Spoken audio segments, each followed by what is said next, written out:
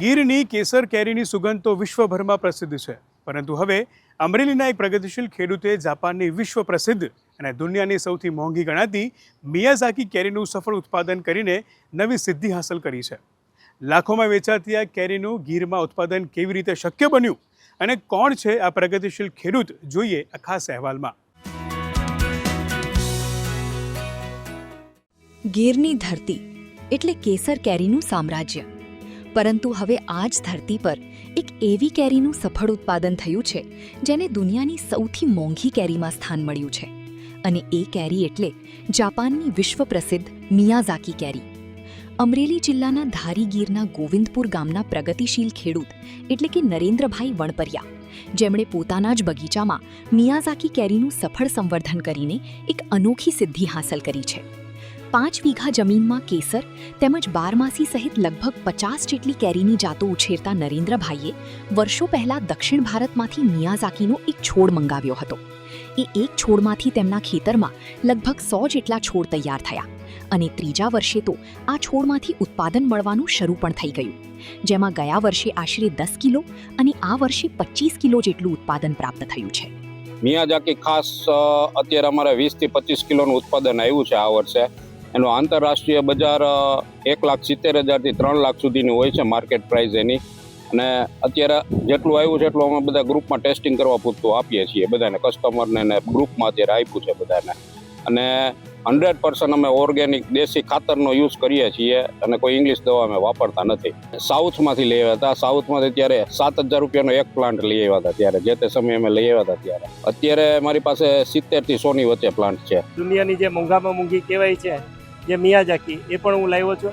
એમાં કુદરતી વાતાવરણમાં અમે ઉગાડેલી છે, અને એની ઉપર પ્લાસ્ટિકની બેગ ચડાવીને બેગના વાતાવરણમાં ઉગાડેલી છે। એટલે અમારો સંદેશ લોકો સુધી એવો છે કે ઘરે ઘરે આવું એક ઝાડ ઉગાડે અને પોતપોતાને ત્યાં આવી ખેતી કરે ને પોતે ઘરે ઉગાડીને ખેતી ખાય, એવો પ્રકલ્પ ગાય આધારિત પ્રાકૃતિક ખેતીમાં થઈ રહી તો લોકો સુધી આનો એક સારો સંદેશ પહોંચે। પોરબંદરમાં અમારા ખાસ કરીને વિદેશી બરડા પંથકમાં વિદેશી ઘણા બધા ગ્રાહકો છે, અને અમારી વિદેશી ઘણી બધી વેરાયટીઓ એ લોકો મગાવતા હોય છે।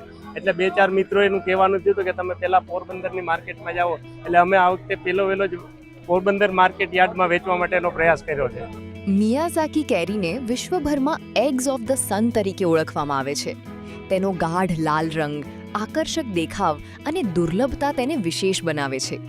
આંતરરાષ્ટ્રીય બજારમાં આ કેરીનો ભાવ પ્રતિ કિલોગ્રામ લાખો રૂપિયાએ પહોંચે છે, પરંતુ ગીરની ધરતી પર તેનું ઉત્પાદન માત્ર બજાર મૂલ્ય માટે જ નહીં, પરંતુ એક સફળ કૃષિ પ્રયોગ તરીકે વધુ મહત્વનો બની રહ્યો છે।